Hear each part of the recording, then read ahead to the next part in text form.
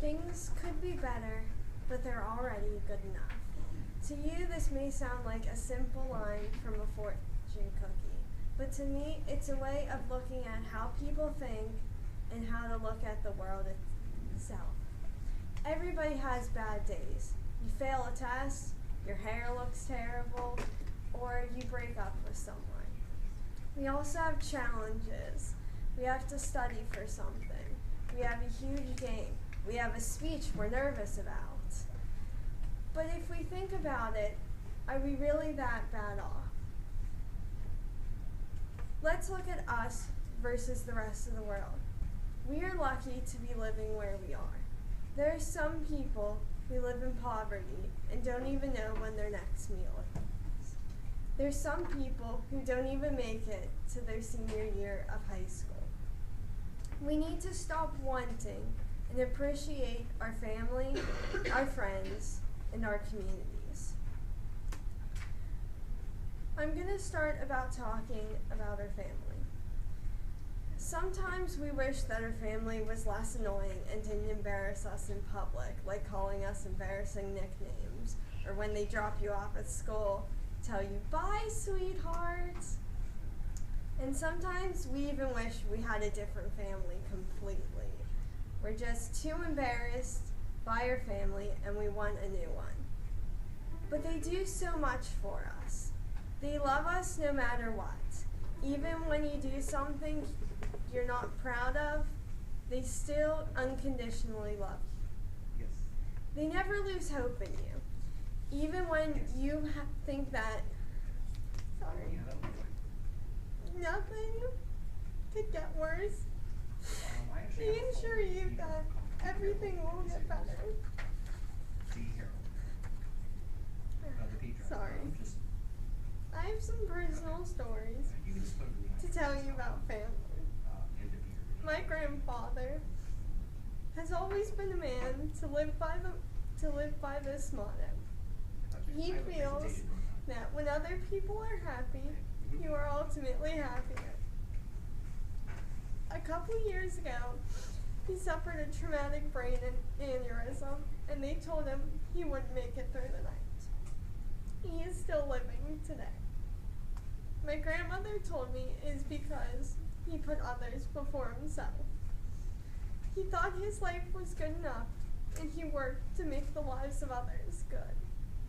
Also, with myself, I have realized through the past 2 years that my life is good enough, and it could always be better, but it doesn't have to be. Last year, as many of you know, I was diagnosed with an illness, and every day I felt like my life was terrible and that life would be better if I didn't have it. But looking around, I had a family that supported me. I had friends that would always stand by my side, and I realized that even with this illness, my life's not bad. We also have friends that we need to appreciate. Sometimes we want more friends. We're not happy with the 5 or 6 friends we have, and we want a squad, like Taylor Swift. And sometimes we want friends who just agree with us. We don't want to argue with our friends all the time. But they do so much for us. When we're upset, they comfort us. Even if they don't agree all the time, they still want to see us happy. They also keep our secrets, even the ones, especially the ones you don't want anyone to hear, and they give you advice when you're in trouble. I know my mother, when she used to work, she had a friend who had a severe food allergy, and it was hard when anyone brought in food for her to have anything.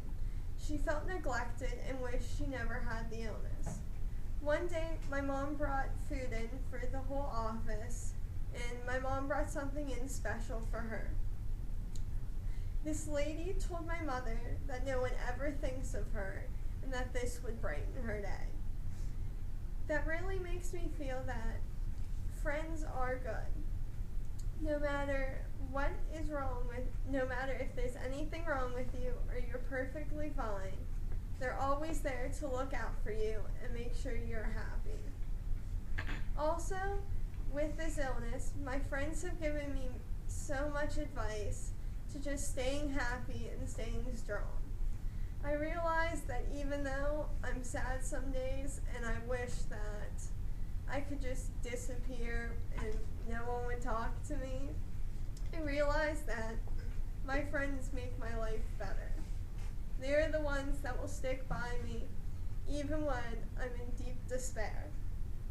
The last thing that we should appreciate and realize is good is our communities.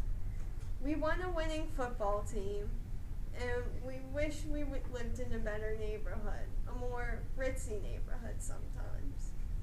But they do so much for us. They provide for all of us. Even if we might not be millionaires, they still make sure that we feel like millionaires. And they make people who are less fortunate than us happy. They provide for all and make sure that no matter who you are or where you come from, you have opportunities that everyone else has.